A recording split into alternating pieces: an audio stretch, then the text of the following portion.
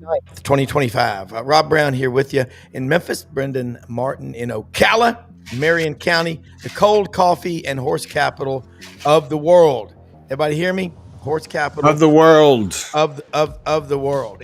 Of the world. It absolutely is. And it's the limestone in the soils. Hey, got a great show today, I'm not folks. sure about the limestone. Yeah, that's what Maury You says. keep telling me. I know. Everyone keeps telling. It's not. I don't think it's the limestone. I think it's just the area. There's so much space. Yeah, a lot of space. And the temperature. Yeah.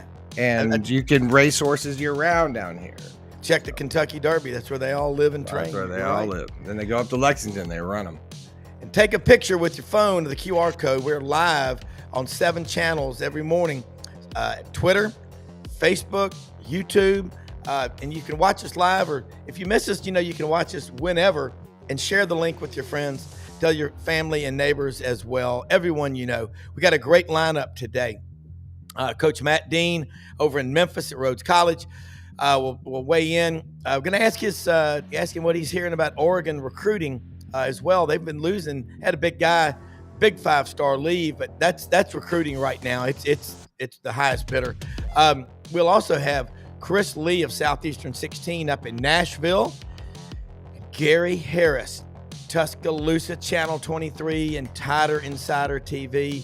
The Gary Harris Show, great lineup, okay? So let's jump in here. I love this guy, Gator George, out in Portland, Oregon. Born in Ocala. You're damn right. Born and raised in Ocala. I tell you one thing, the more we do this show, Brenden, the more Auburn and Florida keep bumping into each other. Final Four, if Auburn wins their regional and Florida wins theirs, they play the Super. We look like geniuses if that happens. It's back-to-back, who knows what'll happen in football.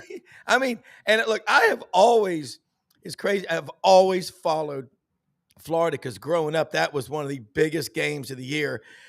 I wish it could be back on the schedule every year. We'll see what happens. But Matt Dean, Chris Lee, everyone, first off, thank y'all. We're blessed always to have y'all. We have the best producer and the best guest and the best audience. I can't thank you enough. I'll start with you, Chris, and then Matt. We're going to go all over this SEC baseball season. You were right. You said it on this show. If you thought basketball was good, baseball is even better.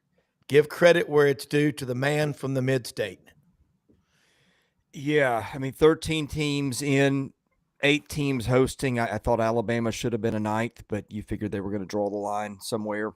Probably not at a place where that included more than half the hosts from the same league. But, yeah, it's crazy how good the league is. I was actually, as we were doing this, I'm looking ahead at the MLB draft, and it's just astonishing how many players and SEC commits are in the top, 100, 150, 500, you name your tier, they're there. Well, remember, Matt, when a few years ago during the College World Series, they would have the draft and you'd have a guy pitching that night, find out in the second inning that he's the top pick. That's not going to mess with your head, is it?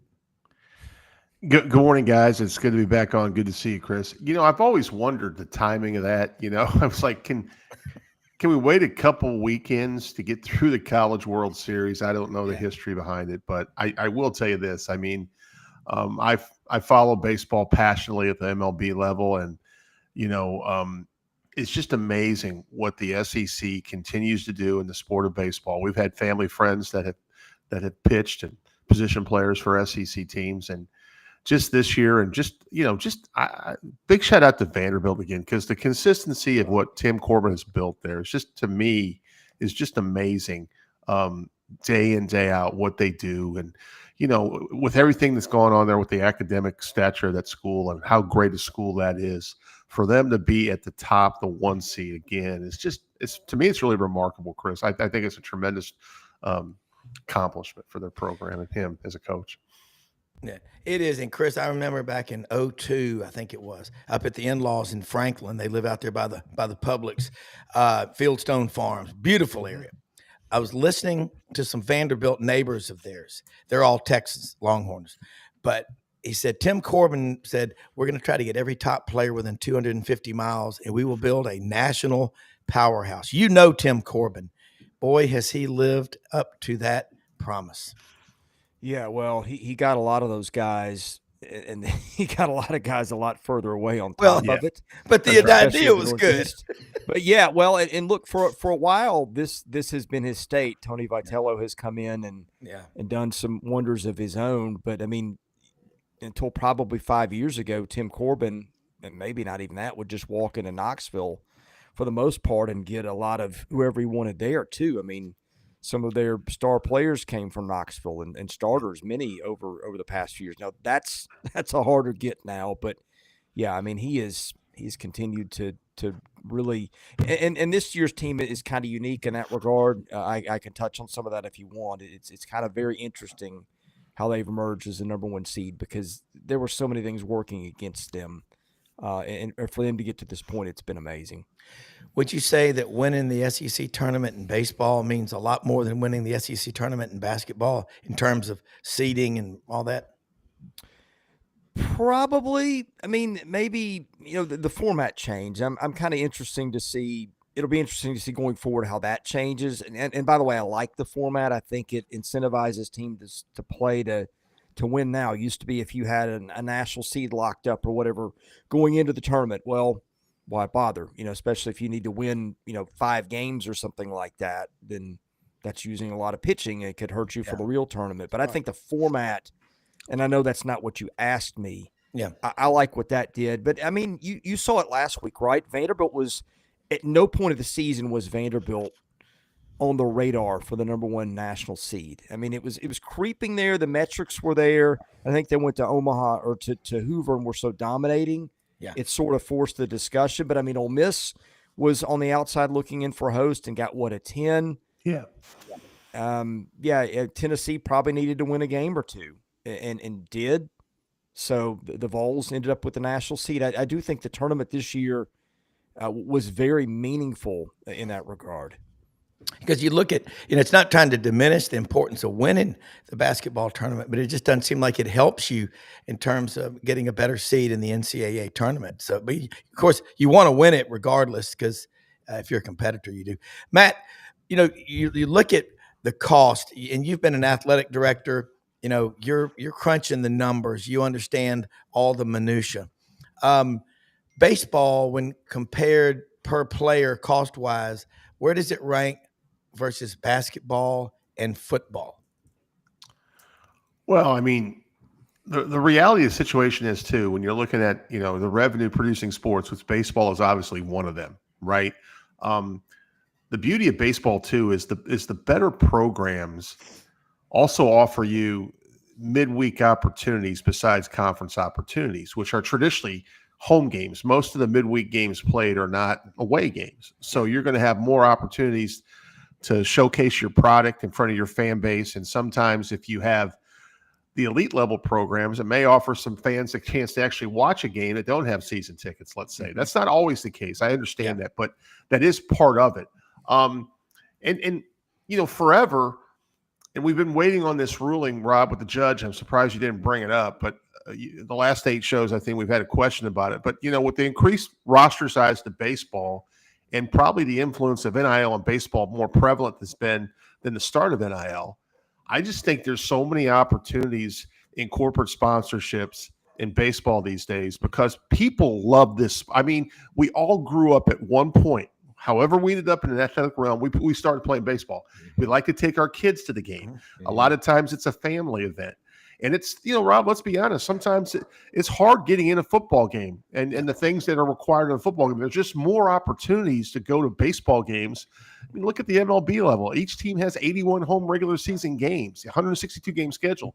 So typically a college season, including the SEC tournament, is 45 to 50 games. So you just have more opportunities to take your family out. And I think universities are taking advantage of baseball more so than ever. And I think that's the growth.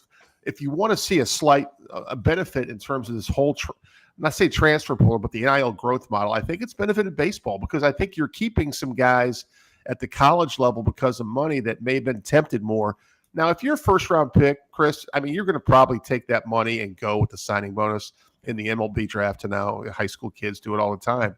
I look at when Bobby Witt Jr. was drafted, who's a phenomenal player, not for the Kansas City Royals. But, I mean, if you're one of those guys like, you get drafted in the 10th, 12th, 15th round, so you may not take that opportunity. And now it's a little more affordable. First of all, you're probably going to get a full scholarship, where in the past you were not. So I love the sport. I think it's the best thing we got going on in terms of a viewer. I mean, a lot of people don't like watching it if they're not purists, because sometimes, I see the beauty in a 1-0 game. A lot of people do not. I love the art of pitching and defense and hit and run and stealing bases and those type of things. If you're a purist, there's nothing better. Yeah. Yeah. Chris, and everybody watching, when you look at on TV at Hoover, they call them the feral kids of Hoover, but those are my kids. That was me as a kid out there playing. You're dreaming of getting a shag foul ball, a wristband, a high five from one of the players. But see, you can take your family. And golly, I remember growing up the minor league rivalry between the Memphis Chicks and the Nashville Sounds. Man, there'd be like convoys of buses going back and forth. Yeah. That was we used to harass Willie McGee out in the outfield, 25-cent beer night, and just Chief Nakahoma, the guy with the medicine hat on, with the buffalo hat, the cheers. I mean, that in Tim McCarver Stadium. He went to my high school. That was a big. You remember Tim McCarver? Oh yeah. Baseball was a big deal. Went to our high school, and he died last summer and was buried at St. Michael's Church at Mass, and everybody was there. That 1959 Christian Brothers team had 4 or 5 guys off of it that went into played professional, and Buddy Sofaker at LSU, the Chinese Bandits. I mean, but baseball, it gets into your soul, and I don't want to use that term lightly, but Chris, you get it. Matt, you just knocked it out of the park, but you get to cover Tim Corbin. He's from New Hampshire. Does he love it down here? Well, I mean, he's had, I don't even know how many opportunities to leave. Mississippi State, LSU, Oregon, Clemson. Those are just the ones that I can remember off the top of my head and know. Yeah. And I mean, no telling how many dozens of other phone calls were made just to check around. I do think that he likes the fact that education means something at Vanderbilt. They do. Now, they have run into, and I told you, I think that it's a remarkable story what he's done this year, because a lot of conditions in the game are very antithetical to how he wants to run it. And one of the things that he ran into last year, some kids that I think were looking at them, and I think, I'm not going to name names, but 1 or 2 that they competed against this year were interested. And then it was like we had the discussion about class, and no longer interested. I don't really want to do class as a part of what I'm doing, or take online classes or whatever. So I think that's one of the things that he that Tim really values, that kind of hurt him in how he went about things. There was another guy, I won't name names, but a recruit that's been a major league all-star, and conversation was allegedly had in the guy's living room, and one of the parents just wanted to talk about, major league or money or something along those lines, or preparing for the pros. And Tim, from what I understand, let him go on the spot. That the guys, again, went on to commit to another school, didn't go to school. It's a name that you'd know if I mention it professionally, and I won't here out of respect of everything. But sure, again, a guy that's made all-star games and then some, and that's how he sees the game. I think that's one reason he stayed at Vanderbilt, among other things. I mean, that and the fact that you're living in Nashville, that's a pretty good place to live these days. Mm-hmm. But yeah, I do think that there's some similarity. Now, there's some other things too. I think the school is, in a lot of ways, not helped him, and he's had to claw and grab for a lot of stuff that he's needed. But I think there are some draws here that have kept him in Nashville. Yeah, and looking around, we've got 6 of the top 8 seeds, SEC schools. Let's look around now, if we can, at the Gators. They've got to go to Coastal Carolina to Myrtle Beach, basically. Not a bad place to be. But what do you see them doing? And the way they played, starting off 1-11, and the way they finished, are they one of the hottest teams in college baseball? Yeah, definitely. I mean, and then the problem is they also got sent to one of the other hottest teams in college baseball, team that went 48-11. Speaking of which, there's another SEC team I'll mention if you'd like me to. That drew a super all hot 16, team. Man. We love them. Yeah, well, Mississippi State drew a Northeastern team that's won 27 in a row.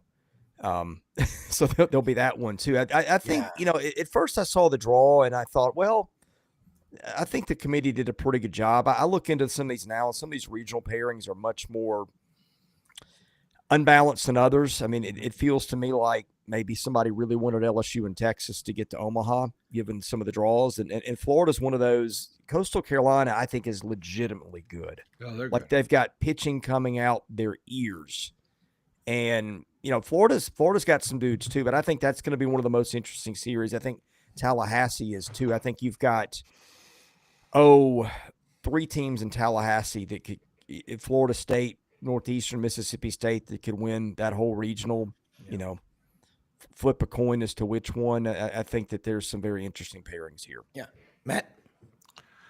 It's really interesting because I think I would like to hear Chris's opinion on how many teams from the SEC get to Omaha.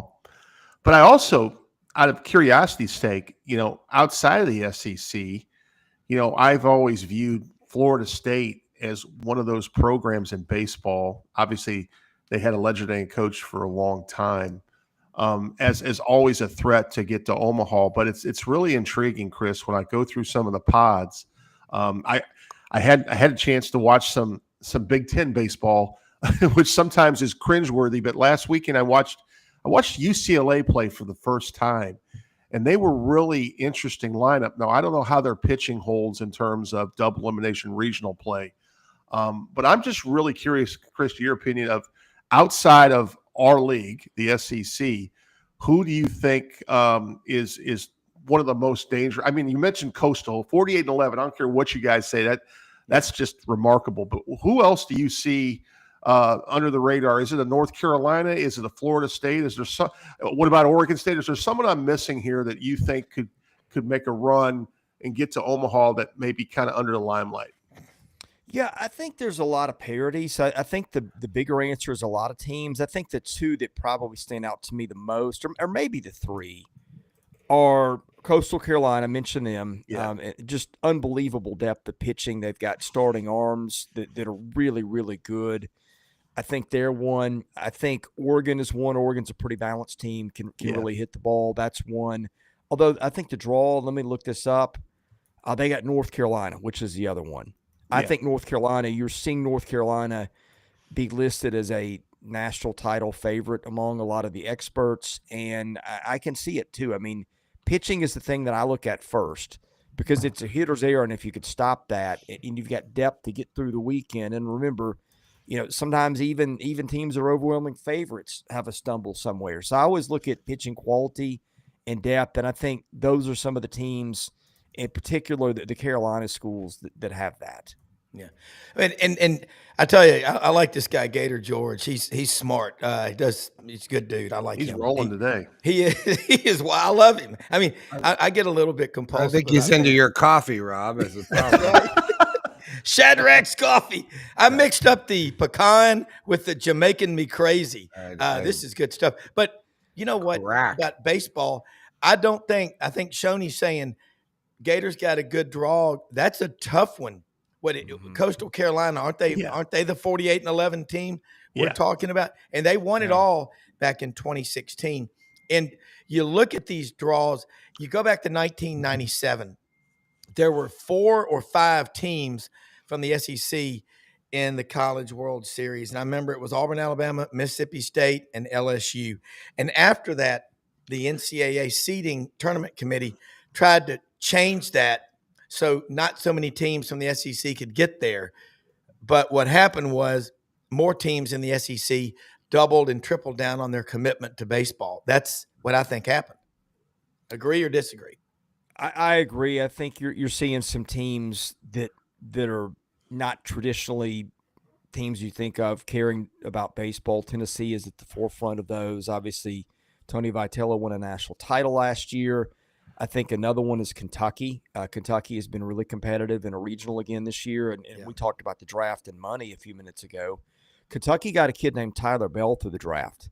He was a second-round pick of the Tampa Bay Rays, a shortstop from Illinois, and I've seen he's a tremendous ball player. Like if you said who's the freshman on the field that turned down first-round money last year, he's pretty easy to identify. He's just a good all-around player, and the slot I think that he had was $1.1 million. I don't know what he made to go to Kentucky, but it was enough to where he went to Kentucky. And so I think that's another place you see the commitment. But yeah, I mean, I think everybody other than Missouri right now, I feel like it has gone in, to a significant degree on baseball.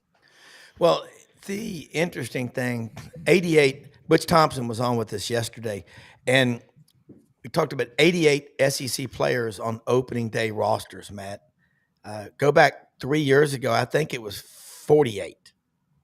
So the message is out there. This is a great league to come to. But, Matt, you touched on looking at Big Ten baseball, and the great duality in your statement was watching UCLA in the Big Ten, because we all grew up watching UCLA and Arizona State, these Pac-10, Pac-12 powerhouses. Same thing with softball.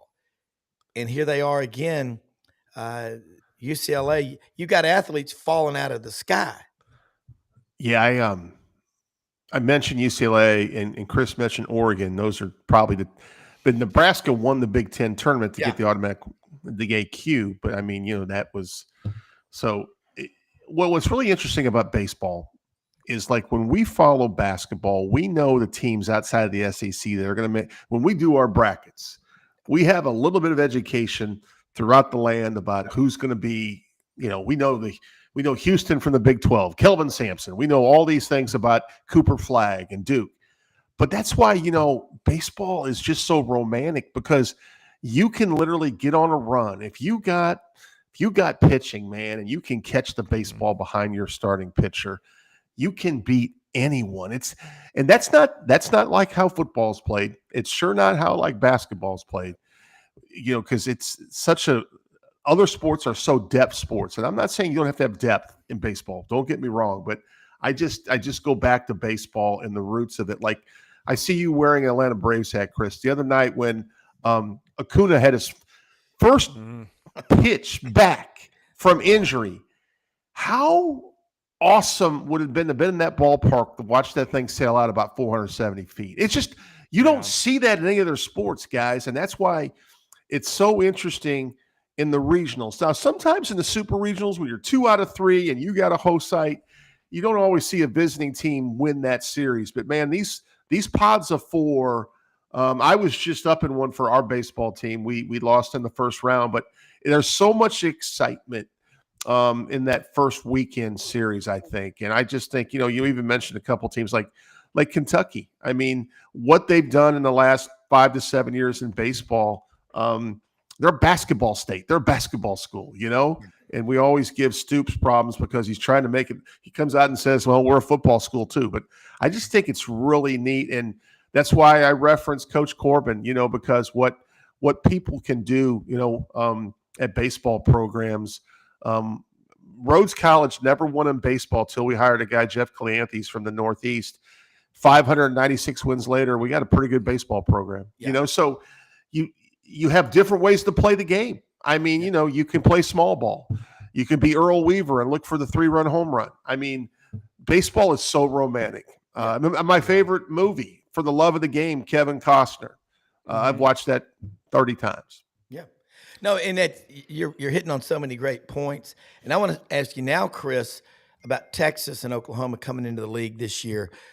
What did you see from those two programs that was different, maybe that you hadn't seen from the other 14 SEC schools? Well, not a lot. I mean, Oklahoma's another kind of team that will emphasize defense and pitching, and in a power era game, it's more like the way Vanderbilt and Kentucky are constructed. Yeah. And so and Texas is too, for that matter. I mean, those teams are not going to lead the country in home runs, but they're going to pitch, they're going to defend, they'll run. So I think it's maybe a little less gorilla ballish and a little bit more traditional baseball style, it feels to me in watching them. Yeah, and Texas, 38 trips. Jimmy McDavid, my friend, is watching out in Weatherford, Texas. He reminded me yesterday, Longhorns, he's a Texas grad. Longhorns have been to the College World Series more than anybody, Brown. Don't forget that. And they have. Augie Garrido, legendary coach. Rod Ditto, Southern Cal, won, 11 national titles? But they were not in a league with where you've won the last 5 College World Series. We didn't have a winner in 2020. Yeah. Chris, and we'll get you back on again next week. And I know you've got to go here in a minute, but before you let people know how to follow you and all the great work you're doing, give me the teams you think, from the SEC are going to Omaha. Just, it's a pick, it's a guess. Yeah. It's a swag. One quick footnote to the USC and those teams have been to the tournament that many times. It was different then. I mean, it was a regional sport. Like if you won, you saw some weird teams going to College World Series. What they went and you don't have that now. Yeah. Like a team from the Great Lakes region or whatever would go, and a team from out west. And so like if you were in a weaker district or whatever, then you would have a much easier path to the College World Series than the current format. Teams that I think are real threats. And again, I'm always going to lean pitching and those kind of things and pitching depth. I think Vanderbilt is set up really well to get to Omaha. So I think that's one to watch. I think the other side, Texas and LSU got really easy draws, comparatively speaking. I think those are 2 teams I'd watch. And I think North Carolina's a team that I really like too. Arkansas, obviously, is talented enough to get there, and I think probably will, but could see Tennessee in weekend 2 or could not if Tennessee can't figure out how to defend and keep its cool. So off the top of the head, and I think as an aside, I think the regional pairings of Coastal Carolina and Auburn, I think that 8-team group is the most competitive in the tournament. And man, I can't tell you which one of those 8 is going to advance because I think you've got Auburn, NC State, Coastal, Florida could all do it. Some would say that Stetson might be capable. I'm not sure. East Carolina is a team that's been there a bunch, but I think a lot of it is just who do you play? Yeah, and I think some of those teams are both good and have the opportunity through the draws. Yeah, Stetson in DeLand, Florida, the Hatters. They're man. Like Butch Thompson talks about, they play baseball, and Matt talked about it. It's different around the country. Up north during the winter, you have to do a lot more indoor stuff, so you do things differently, and all of a sudden. You cannot just show up and go boo and beat a team that's from the Northeast because they're serious. I mean this is it's an incredible event. I mean that what they've turned it into. Chris, let people know how they can follow you. Great stuff as always, and appreciate your time. And one more footnote: you can't just show up and expect to beat one of those teams from the Northeast, especially if its name is Northeastern in this case. But the Huskies. Take a look at those guys. But no, Southeastern 16, YouTube. We're going to be doing a bunch of live streams. We'll be doing one about an hour and a half from now. We're going to just kind of do some news and notes and pitching stuff and which teams are opting to play the night game, which teams are opting to play the morning game in the regional, because I've seen a shift there. Yeah. It's kind of interesting. It'll just be kind of a catch-all show at 10 Central on Southeastern 16. And our podcasts are also rebroadcast later, pretty much anywhere you get your audio podcasts. So Apple Podcasts, whatever, check them out there too. And so you'll be at the regional in Nashville. Yeah, I'll be there. Man, what a great place to be. Nashville, man. Chris, have a great day. Thanks, Thank Chris. you. God bless you guys. God bless you as well. I'm telling you what, he's a good one, as they say. Not as good as Gary Harris, but he's close. Well, Gary Harris, as they say down south, he's a good egg now. Good egg, man. My grandmother used to say that, and she didn't call them storms. She was from Middle Tennessee, from Hohenwald up in Dixon County. She called them storms. I go, a what? A storm? But hey, let me say something real quick about Winter Timber Outdoors, and we'll bring Gary right here. Winter Timber Outdoors, located in Athens, Alabama, on the top of the state. They are located between Florence and Huntsville, open every day of the week. Look, the hunting seasons are over, really. I mean, you can go out and fish, though. But you've got to be getting ready for deer season, duck season, your food plots. One store, one stop, one place to shop. Winter Timber Outdoors. And they're building a 13,000 square foot store in Auburn, Alabama on University Drive. Going to open up later July, early August, right near Interstate 85. Great place to stop. Everybody travels on Interstate 85. Winter Timber, again, open every day of the week. Everything you need for the outdoor life. Okay. So look, man, okay. Sorry, I caught Brenden. I didn't mean to do that, but no. Hey, Gary, by the way, when you've got a producer, and Matt, Brenden is incredible. A producer is like the quarterback, on the show, going in and out of breaks and all. And one thing, you watch a lot of podcasts, and someone told me this in Atlanta. Most of them are like a giant run-on sentence. I love the way we try to do structure, and I listen to your show. You got great structure on your show.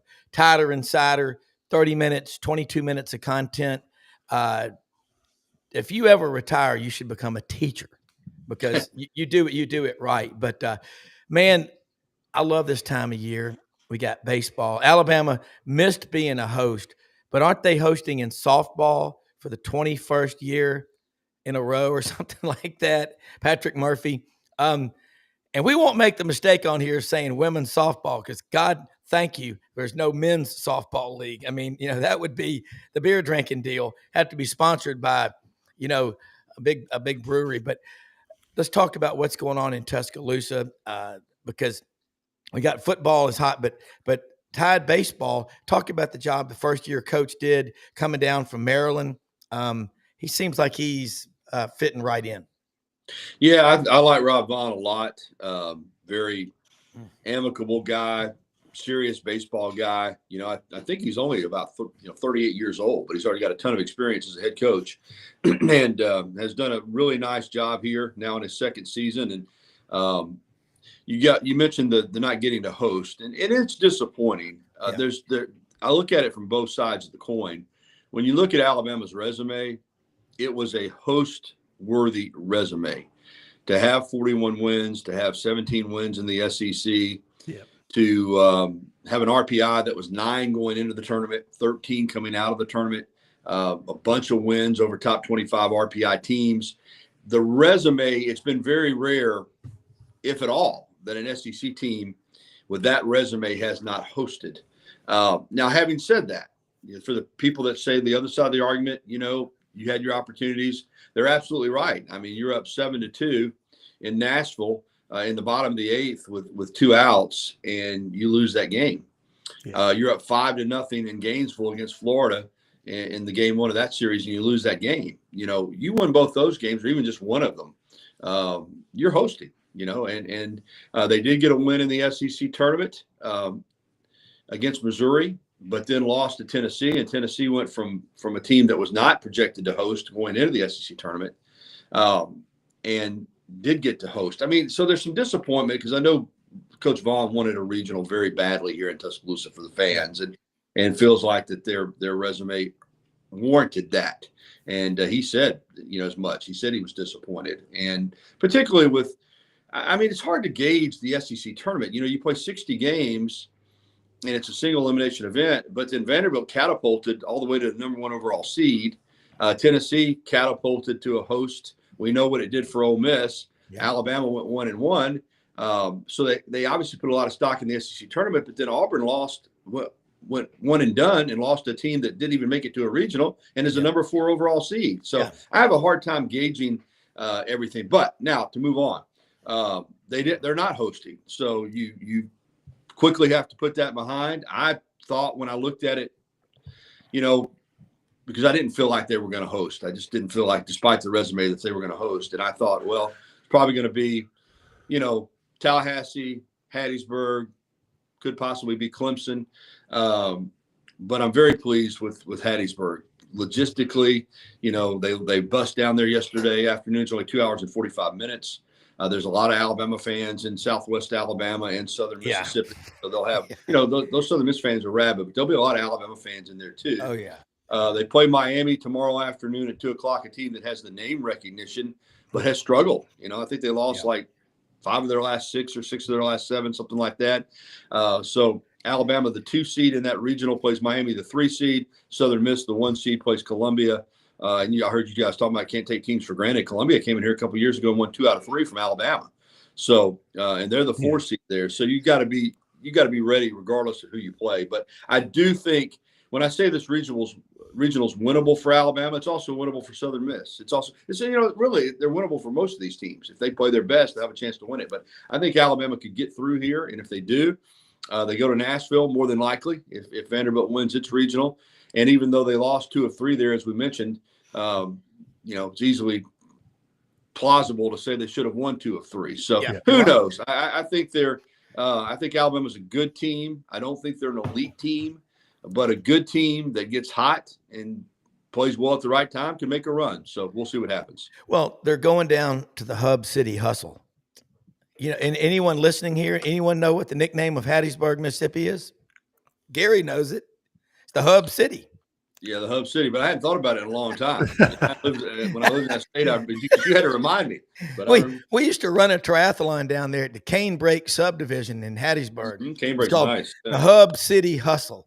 And it is, by the way, one of the hottest, most humid cities you will ever go. But of course, anything near the Gulf Coast is. Let's get a question real quick before we forget it. Blind Squirrel Sports asking about the quarterback room at Alabama. Man, I got a lot of Alabama friends that are all saying Ty Simpson. Rodney talked about, Keelan Russell, who was going to SMU until he wasn't. Last year, Dylan Lonergan was a hot name, but now he's with Bill O'Brien at Boston College. There's no shortage of talent there, but I wouldn't want really anybody else to pick the quarterback other than Kalen DeBoer because he damn sure knows what he's doing. But what's your gut feeling? Well, my gut feeling is that Ty Simpson is going to be the starter at Florida State on Saturday afternoon at 2:30, August 30th.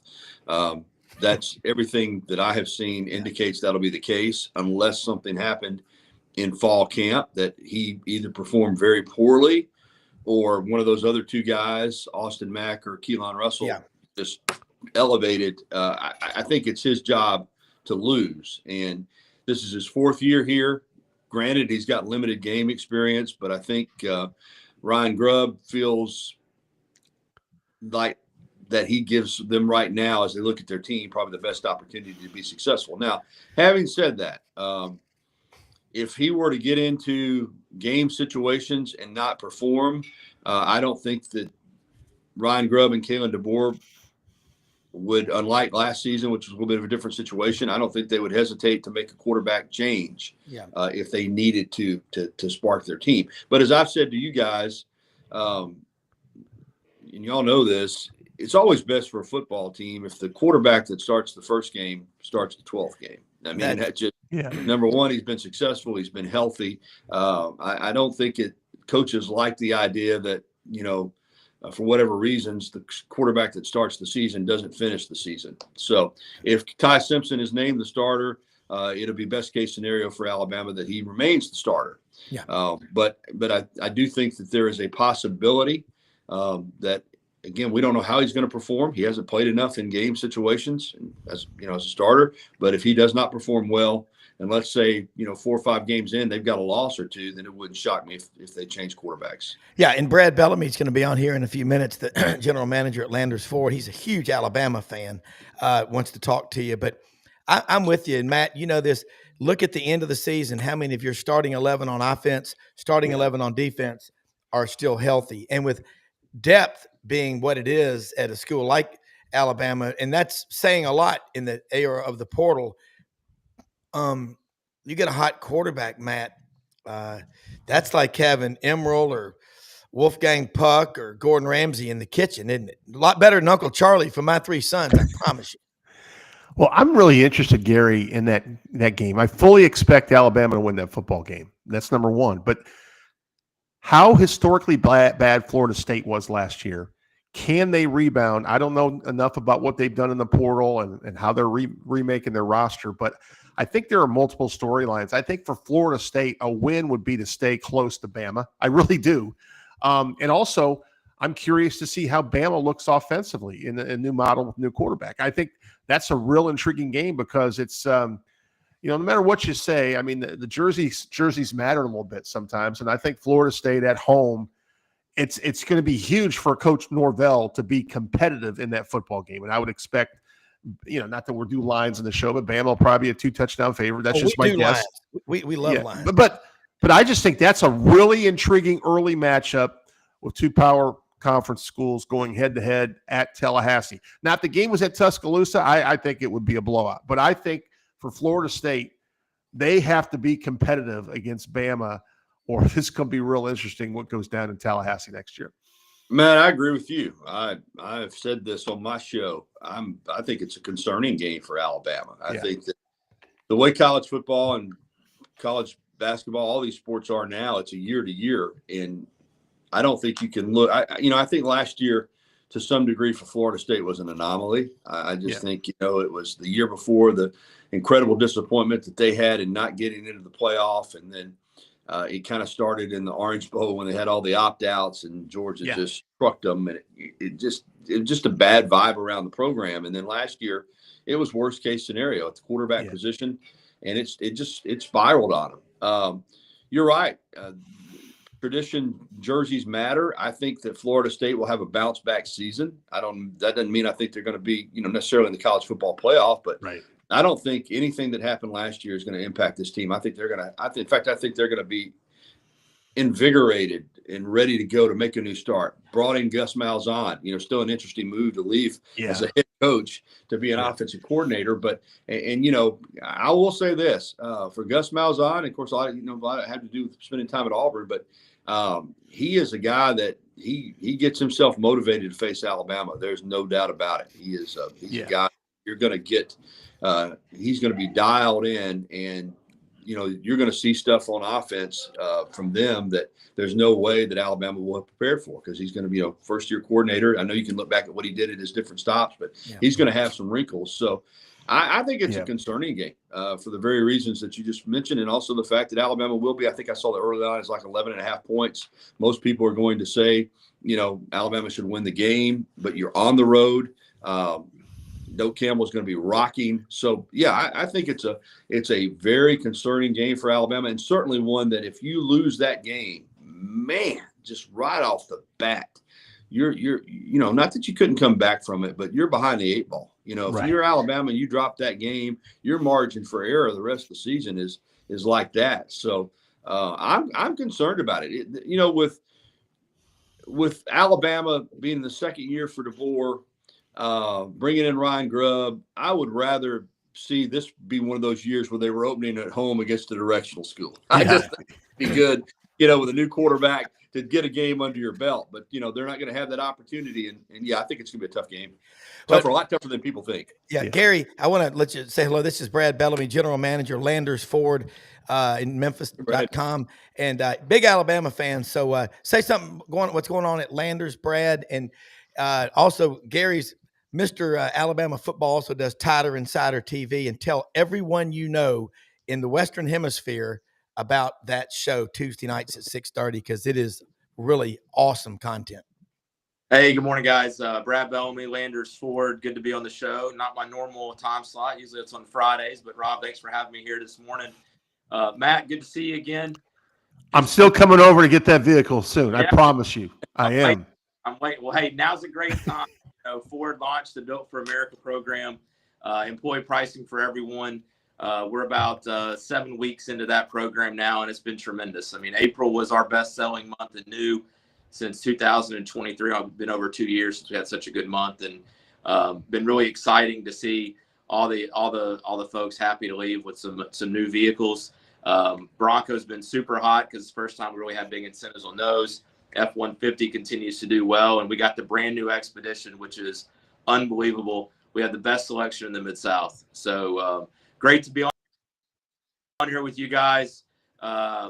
Gary, roll tide.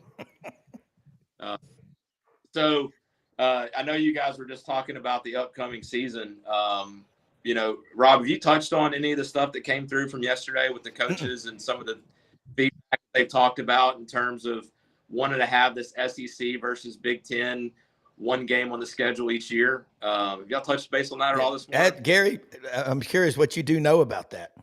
Yeah, not a lot. I think that, it's out there. Again, getting the schedules arranged to do it, to have conversation about it and to kind of kick it around is one thing. To actually apply it and have it work out where you can do it. But I think we're probably headed toward that with where these two conferences are at and the way they have positioned themselves. I think it's something, again, it's sports, but it's also entertainment. We know that, and, having television inventory, having, games that the networks want to carry. And of course, that's another thing too, is working it out with the different TV partners. The Big Ten has its TV partners, the SEC has its partners, but I think that's something that wouldn't shock me if it is down the road and they do it. And of course, it wouldn't shock me if down the road, we'll see how it all plays out. But the way we're headed, I still think that in a few years, it's going to be a limited amount of teams that are playing college football at the top level. I really do.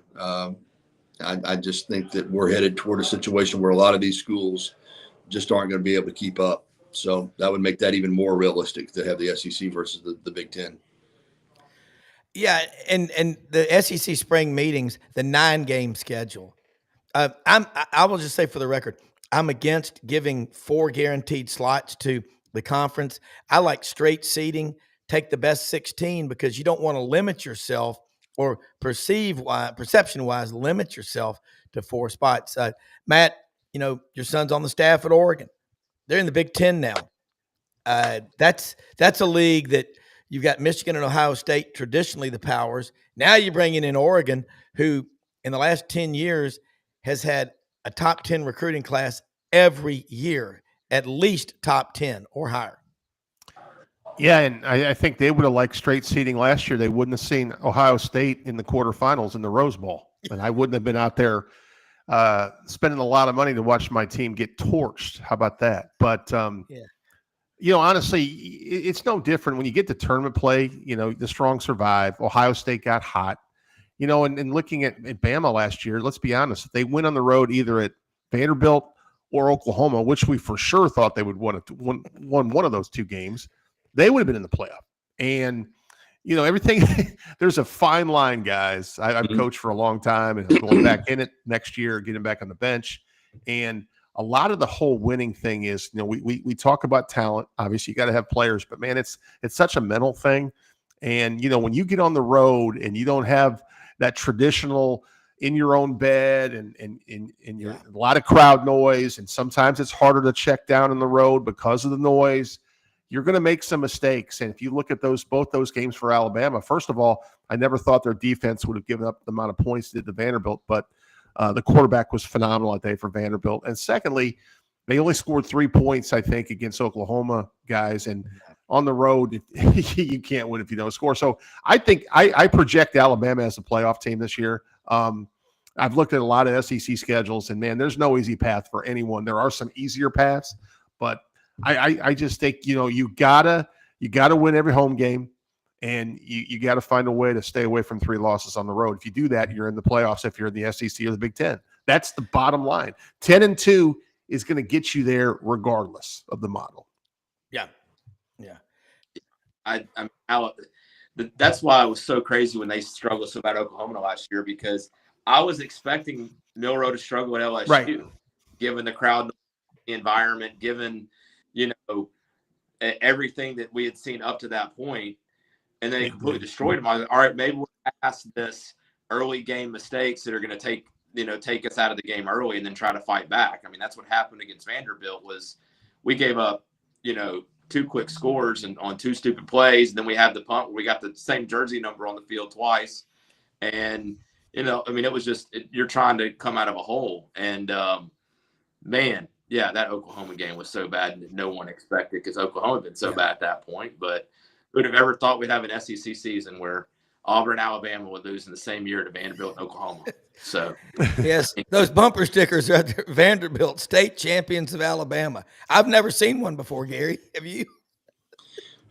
Well, those two games, I look back just like you guys are doing, and you look at Alabama's season, and if you feel like that even though they laid an egg against Michigan, I do think that's a little bit of an outlier. Yeah. That should have been a playoff team. And that's why I'm hopeful. And listen, Nick Sheridan is such a bright guy, man. He's such a intelligent, intellectual type of guy. And I think he's an excellent football coach. I'm not sure that last year in this league, he was ready to be the play caller. That's just my opinion. Yeah. And I think bringing Ryan Grubb in is going to make a difference. And I look at those games that you referenced, and especially the Oklahoma game. You obviously have to put a lot of it on Milroe, but I think even with Oklahoma's problems, Brent Venables is an excellent defensive coach. I know Todd Bates, the defensive line coach out there, very well. And I believe they had a bye before that game. And Alabama didn't. You mentioned the LSU game. I think they felt like they could just go in there maybe. And I don't think that Alabama had a great game plan. I don't think they adjusted well in game. And I thought last year with Coach Sheridan, the in-game adjustments were an issue for that offense. And I hope that's cleaned up. Because again, as bad as the Oklahoma game was, at least it was Oklahoma. Even in a bad year, it's Oklahoma. That's right. They're like Alabama. They're a traditionally program.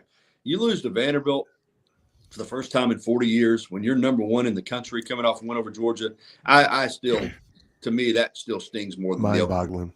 Yeah, it's just a good. And I give Vanderbilt a lot of credit; they were better, but that was a case where, if you want to put it on DeBoer, if you want to put it on the players, I was there. I saw it with my own eyes. That team was not ready to play. Yeah, they felt like they were going to roll in there. You could even sense it in the pregame, just kind of a little bit of an arrogance. And Vanderbilt took it to them. So, but that was year one. You hope that this coaching staff, this group of players have learned their lessons, and I'm with Matt. I think Alabama, if we're sitting here after next season and Alabama's not a playoff team, I think the heat's going to be, turned up, and should be. Alabama should be a playoff team in 2025. Yeah, I agree. Well, the one thing about fan bases that are passionate and the heat's turned up on the coaches is historically they're good. If you have the opposite, apathy, you're toast. Okay. And that's what's and Kalen DeBoer knew that when he was looking at the Alabama job. He is. And Brad Bellamy, Landers Ford is the sponsor of the Touchdown Club in Memphis, Gary and Matt, and bringing some incredible speakers in. And by the way, we got Roman Harper coming in, Tyler Siskey, Cole Kubelik we do a spring speaker series. And I told him, I said, I'll get Roman to come on because Roman comes on our show. We're blessed to have him out of Prattville, Alabama. One thing about Roman, he does an interview anywhere he is. If there's WSFA TV 12 or Tuscaloosa station like WVUA TV 23, he will give multiple shout out to everybody that helped him become who he is, starting with his parents and all. But you got to cover him when he was at Alabama. But he, by the way, looks like he could still play. He was a great football player. He's a good dude. People forget that Roman was.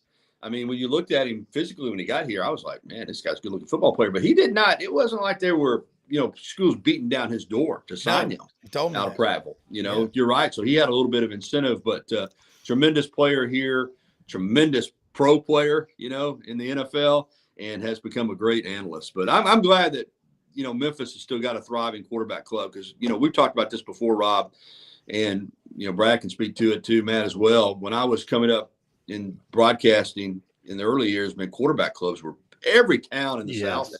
We used to cover them in the TV business because you could get content, and when I started out in TV business in Anniston, Anniston Quarterback Club, the Oxford Quarterback Club, the Gadsden Quarterback Club, the Talladega Quarterback Club.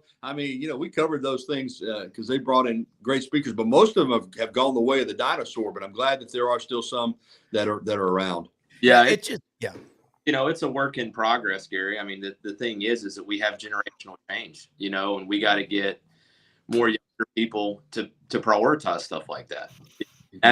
You're competing for everyone's attention, whether it's kids that's year round that doesn't stop now or everything else. And I mean, it's been awesome to be able to experience and get to know, some of the folks we've had. Greg McElroy was here last week, and I mean, just did a phenomenal job. He does every year. And, one thing he spoke about, and I was curious to get your take on it, Gary, is he talked about the Auburn coming year and it being a top based on whatever analytics are out there. I struggle to think that they're going to take what they've been and be a playoff team and be able to deliver on the expectations of the Auburn fan base, no matter how much money that they've spent. What's your take right now on Auburn? And do you think that the money's going to pay off? I mean, it didn't pay off for Ole Miss last year. And I feel like Auburn's kind of the same boat, except for I do feel like every 6 or 8 years, Auburn all of a sudden has a national championship team, and then they don't make the playoffs for 6 or 8 years. What's your take, Gary, on what they're looking like? Well, I think, and I'll say this for Ole Miss. You're right, Brad. They didn't make it. But, boy, if you'd have told them they would have the wins that they would have, and the game that you talk about bad losses, Kentucky at home. Mm-hmm. Wow. I mean, that was a good – I think Auburn's going to be a good football team. And I do I agree with what you said, Greg said. Auburn's spending money. I mean, they are doing what they feel they need to do to have that opportunity this year. And they are going to have one of the top payrolls in college football, men's basketball too. Same thing. I mean, they are laying the money out there. And I laugh when people say, "Oh, they're trying to buy a championship." Well, why not? I mean, it's the rules. We're looking at what Texas Tech is doing with their athletic department. Now, to get back to your point, Brad, about will Auburn be a playoff team? I think they're one of those teams that best case scenario, yes. I think best case scenario, if you're an Auburn fan looking, going into the season, looking at your roster and looking at your team, and you're saying, hey, we can win this game, this game, this game. I mean, you can make a case for Auburn to be a playoff team. I wouldn't be shocked if they are. I'll say that. And I certainly wouldn't be surprised if they're not. I mean, they're one of those teams. It's going to be hard to gauge, but I do feel like this.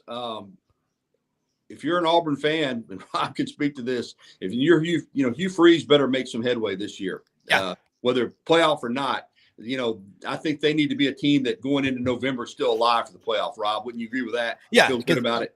Everybody's got money. Trees and grass all start off at the same place, but trees don't hang around with the grass. And that's what Alabama's done to Auburn, and Auburn's got to start growing like a tree. Gary, awesome stuff. Yeah, love having you on here. WVUA23.com, Tide109. .com and Tyler Insider TV on Tuesday nights. The Gary Harris Show weekdays 9 to 11 on Tide 100.9 FM. Thank you, guys. Blessed to have you.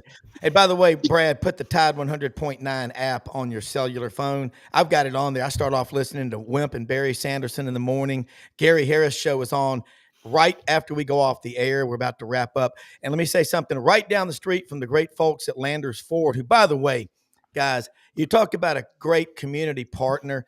They're everywhere. Houston High School, Collierville, Christian Brothers High School, out in Rossville. They're everywhere. They're great people that love where they live. You walk in that showroom, you walk on the lot at Poplar and Houston Levy, you can tell they care, they value people, okay? Hewlett and Dunn right down the street from them on the historic square in Collierville, Tennessee, open Monday through Saturday, 10 a.m., 6 p.m. So that means they're open today. Go see Raven. Get your wife, your girlfriend, great-looking women's boots and all. Matt, let me have you. Chris Lee, executive producer Brenden Martin. Mother Teresa said it best, Matt. We can't do everything, but we can all do something. Among us. If you can help people, do it. The return on investment on that is forever, okay? Watch this channel tonight, Buddy Martin Show, 9 p.m. Eastern. Duke Scoops. We got so much going on because we got the best executive producer on the planet. All right, John Boy. See you tomorrow.